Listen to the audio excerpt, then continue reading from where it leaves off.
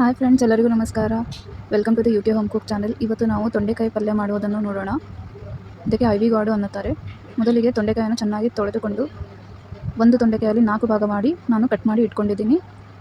ಮೊದಲಿಗೆ ಒಂದು ಪ್ಯಾನಿಗೆ 4 table spoon ಎಣ್ಣೆಯನ್ನು ಹಾಕಿ, ಎಣ್ಣೆ ಬಿಸಿಯಾದ ನಂತರ ಕಟ್ ಮಾಡಿರೋ ತೊಂಡೆಕಾಯನ್ನು ಹಾಕಿ ಚೆನ್ನಾಗಿ ಫ್ರೈ ಮಾಡಿ.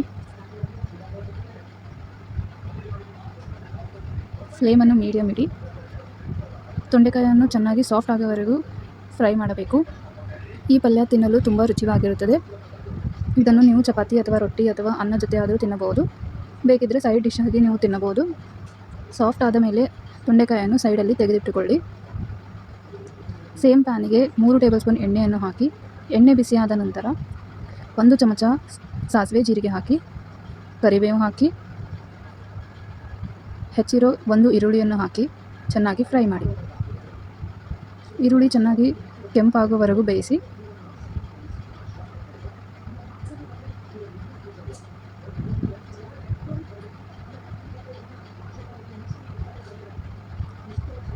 ಈರುಳ್ಳಿ ಚೆನ್ನಾಗಿ ಬೇಯ್ದ ಮೇಲೆ ಫ್ರೈ ಮಾಡಿ ಇಟ್ಟುಕೊಂಡಿರುವ ತೊಂಡೆಕಾಯನ್ನು ಸೇರಿಸಿ ಅದಕ್ಕೆ ಅರ್ಧ ಟೇಬಲ್ ಸ್ಪೂನ್ ಅರಿಶಿಣ, 2 ಟೇಬಲ್ ಸ್ಪೂನ್ ಅಚ್ಚಕಾರದ ಪುಡಿ, ರುಚಿಗೆ ತಕ್ಕಷ್ಟು ಉಪ್ಪನ್ನು ಹಾಕಿ ಚೆನ್ನಾಗಿ ಕಲಿಸಿಕೊಳ್ಳಿ.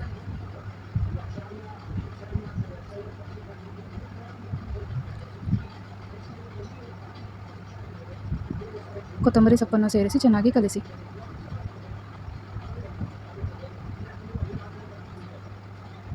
ಇದರ ಮೇಲೆ ಒಂದು ಪ್ಲೇಟನ್ನು ಮುಚ್ಚಿ 3 ರಿಂದ 4 ನಿಮಿಷವರೆಗೂ ಬೇಯಲು ಬಿಡಿ. 4 ನಿಮಿಷ ನಂತರ ತೊಂಡೆಕಾಯಿ ಸಾಫ್ಟ್ ಆಗಿದೆ ಎಂದು ಚೆಕ್ ಮಾಡಿ.